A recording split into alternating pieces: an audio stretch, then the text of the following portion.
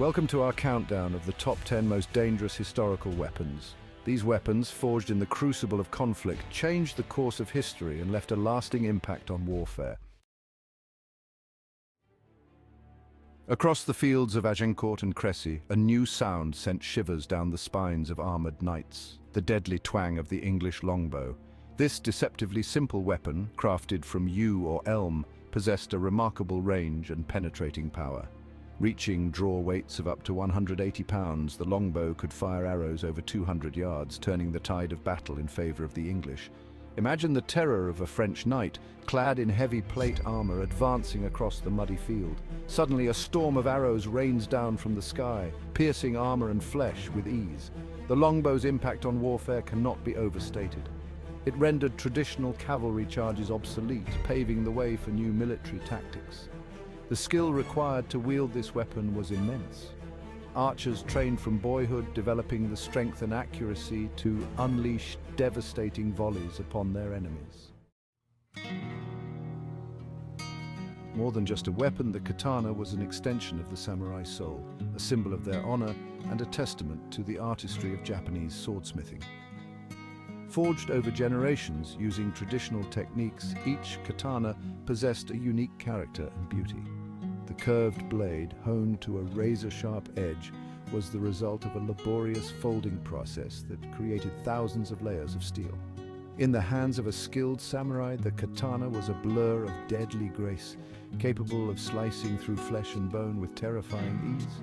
The katana was central to the samurai's Bushido code, representing courage, honor, and loyalty. Unlike the longbow, which required years of training to master, the crossbow offered deadly accuracy with minimal training. This simple yet ingenious weapon utilized a system of levers and a winch to draw back a powerful bow, allowing even untrained users to deliver a devastating blow. Imagine a medieval siege with defenders huddled behind thick castle walls. From their fortified positions, crossbowmen unleash a barrage of bolts capable of piercing armor and bringing down attackers from a distance. The crossbow's influence on medieval warfare was profound. Its ease of use and stopping power shifted the balance of power on the battlefield. While simpler in design than the longbow, the crossbow possessed its own advantages. Its slower reload speed was offset by the sheer force of its projectiles. This weapon, a testament to practicality and efficiency, left a lasting mark on the history of warfare. The halberd, a fearsome combination of spear, axe, and hook, emerged as a formidable weapon on the battlefields of medieval Europe.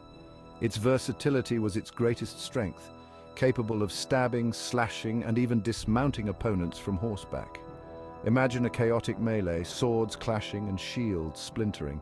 Amidst the chaos, a soldier armed with a halberd cuts a deadly path. The halberd, a true multi-tool of war, offered a unique advantage in the heat of battle. Its length provided reach, its axe blade delivered crushing blows, and its hook could unhorse even the most heavily armored adversary. The halberd's design was a testament to the brutal ingenuity of medieval warfare.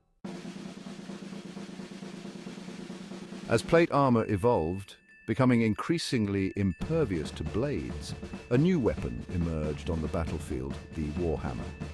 This brutal instrument of war, designed to deliver concussive force, could shatter bones and crush armor with terrifying efficiency.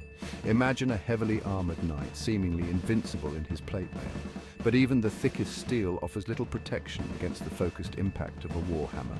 A single, well-placed blow could cave in a breastplate, sending shockwaves through the body and delivering a debilitating, if not fatal, injury. The warhammer's effectiveness lay in its ability to bypass the protection offered by armor. Unlike swords, which relied on piercing or slashing, the warhammer delivered a focused impact. This weapon, a testament to the escalating arms race of the medieval period, proved a terrifying counter to the dominance of heavy cavalry. The scimitar, with its distinctive curved blade, was more than just a weapon. It was a symbol of the nomadic warrior cultures that wielded it. From the deserts of Arabia to the bustling cities of the Ottoman Empire, the scimitar carved a bloody path through history. Imagine the searing heat of a desert battlefield, the clash of steel echoing across the dunes, A warrior wielding a scimitar moves with fluid grace, the curved blade slicing through the air with deadly precision. Its design, perfectly suited for close-quarters combat, allowed for both slashing and thrusting attacks, making it a versatile weapon in the hands of a skilled swordsman. The scimitar's curved blade gave it a unique advantage in battle. Unlike straight swords, which were better suited for thrusting, the scimitar excelled at slashing and drawing cuts. From the conquests of Timur to the defense of Constantinople, the scimitar played a pivotal role in shaping the history of the Middle East and beyond. On countless battlefields, from ancient Greece to the Renaissance, the pike stood as a symbol of disciplined infantry, a bristling wall of steel that could break even the most determined cavalry charge. This simple yet effective weapon, essentially a long spear with a reinforced head, could be wielded by soldiers of varying skill levels, turning the tide of battle in favor of well-organized formations. Imagine the thunder of hooves as a wave of heavy cavalry crashes against a line of pikemen. The pikes, held steady by disciplined soldiers, form an impenetrable barrier. Horses rear back, impaled on the spear points, while riders are unhorsed or cut down before they can reach their foes. The pike, a weapon of the masses, had triumphed over the individual might of the mounted warrior. By forming a tight formation, pikemen could create a hedgehog of steel, capable of repelling cavalry charges and controlling the flow of battle. The pike's influence on warfare was profound, leading to the development of new tactics and formations. It played a crucial role in the decline of heavily armored knights and the rise of professional armies that relied on discipline and coordinated maneuvers.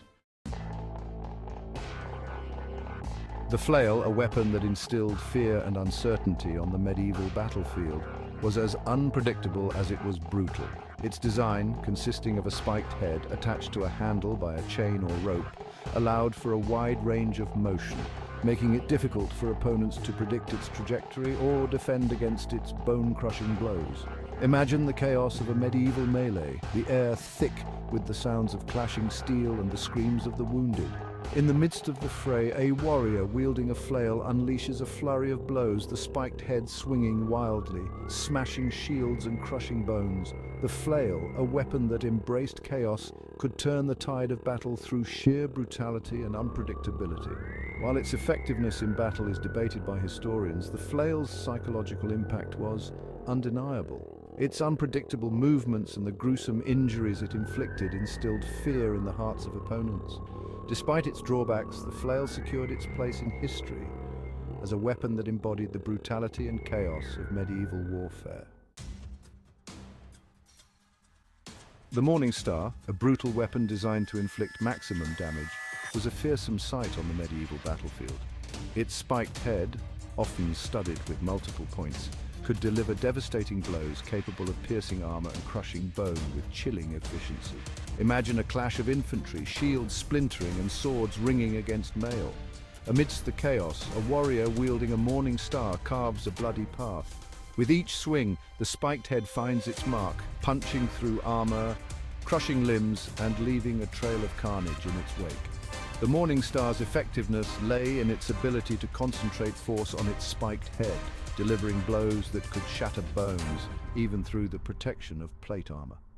From the Hussite Wars to the peasant uprisings of the late Middle Ages, the Morning Star found favor with both common soldiers and seasoned warriors.